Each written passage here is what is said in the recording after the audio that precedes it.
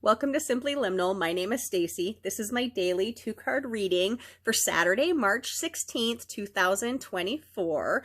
So excited for this energy of the day and the energy of this week. This is the week that leads to the spring equinox, which is coming, where we shift really and kind of leave winter behind fully, even though sometimes the weather doesn't agree with that, and move into spring, something new, fresh, green, new ideas, new breezes.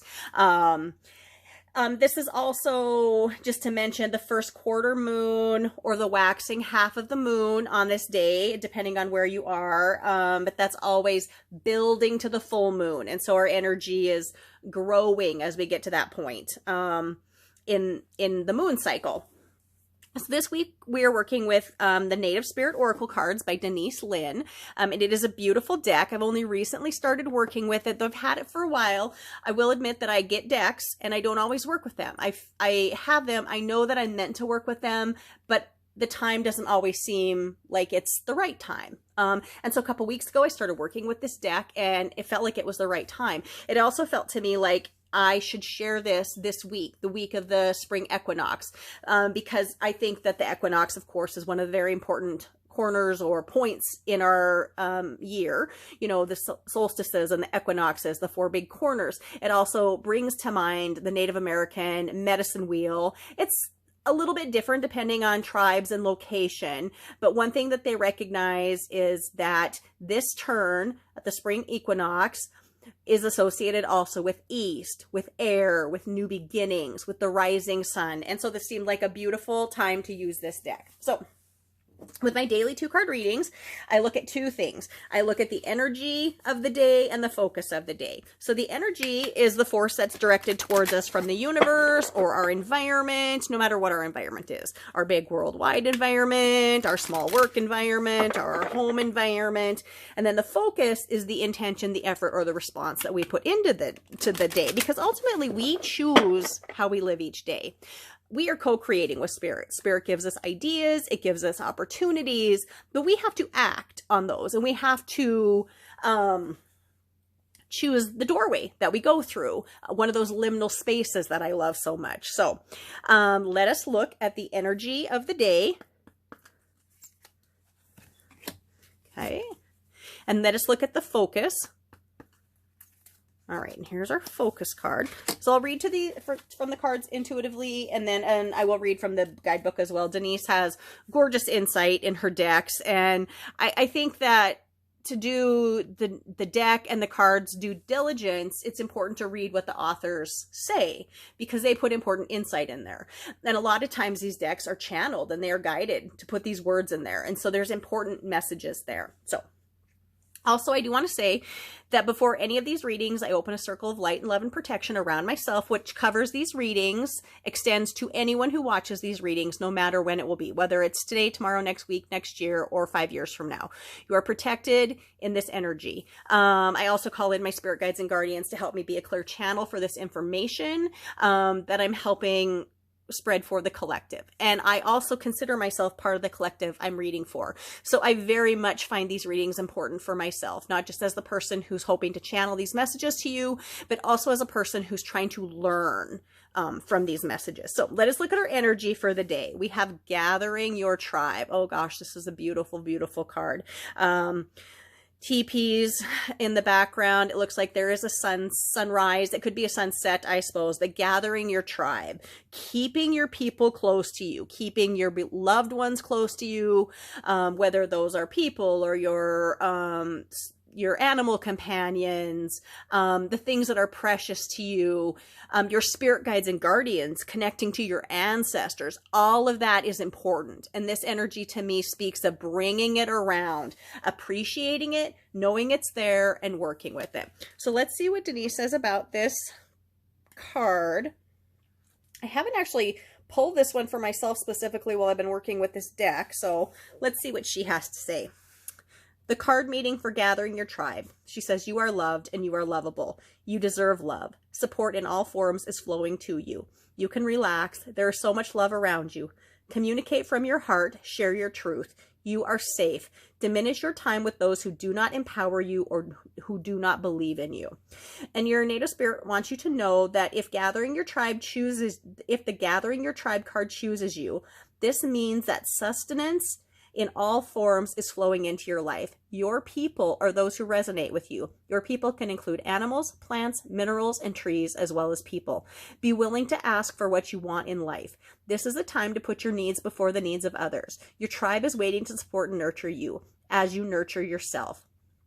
Sometimes your friends are more your family than blood relatives. Find your people and cherish them. Your vibe attracts your tribe. Well, that's a beautiful message, and it makes me feel very warm and cozy about this Saturday. So let's look at what our focus card is today. We have the talking stick. Well, this is interesting. We have another beautiful sunrise, could be a sunset, sun in the background. We have a pipe, a sacred pipe here with feathers. So the idea of the talking stick is that you need to take turns when you're talking. You are given the stick, and then it is your turn to talk, and nobody else can talk. Well, you have the talking stick, and then you pass it on to the next person, and it is their turn to talk, and you have to listen. And it's interesting because I think one of the things that we don't do enough of in our world is listen. We all want to talk. We all have lots of ideas. I am so guilty of this. I'm just standing here kind of blushing with my hand raised like, yep, that's me. I talk too much, and I tend not to listen as much as I should. So this is an important message for me today. We know that we're gathering our tribe around us, but now the talking stick message is, speak your truth. The soul loves the truth. Communicate from your heart and share your reality without hesitation. Be willing to stand before the crowd and share from your center. This isn't a time to be shy and hesitant. It's a time to heal through communication. You have the gift of a true leader through the way you communicate with others. Your native spirit wants you to know during tribal council meetings, a decorated stick called the talking stick would be passed around. As each council member held the stick, he or she had the opportunity to speak from the heart. Each person in attendance would be asked to weigh carefully the words of the speaker.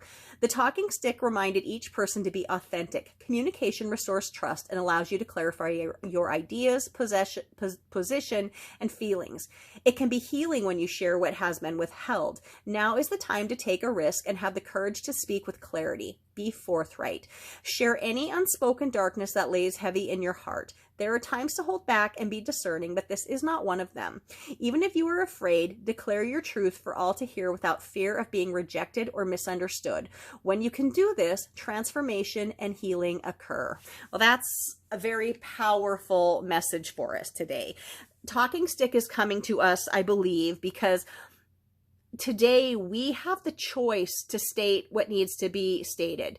And people might not always agree with you, but hopefully they will listen and respect your words. It's important that you find your voice. It is important that you use it. It is important that you communicate your feelings to the people around you, the people who are important to you, your tribe, the people who protect you and have your back and love you. Now, they don't necessarily have to do what you tell them to do, but I think it's important in life that you at least say what you need to say. This has come up a lot for me with friends who aren't as outspoken as me. I'm probably too outspoken. I probably want to hold the talking stick too much. I don't say everything, though, that comes across my mind, but I always tell people that I think it's important for them to speak what is going on in their life. Even if nobody agrees, if people disagree, it's important at least, I think, that they know where you stand. And so I think that this message is that. Say what you need to say. Say it politely. Say it with grace. But say it, because it's important that your people know how you feel, or even the people that aren't in your tribe. It's also important for them to be aware of how you feel, what you're communicating, what you think needs to change or happen to make things better for your small environment or for our worldwide environment. So this is a really powerful message today. Know who your people are, gather them close, know that they're going to protect you and support you, and you have the ability to talk to them and tell them how you feel and what you think. So keep your voice strong, keep your chin up, and say what needs to be said. I hope you have found this reading helpful. I hope you've connected with it in some way. Please like, please subscribe, please share these videos. I would love to help this channel grow so I can help spread these messages to help other people through this transition that we're going through in the world. So thank you so much. My name is Stacy. Thank you for visiting Simply Liminal with me. Have a wonderful day.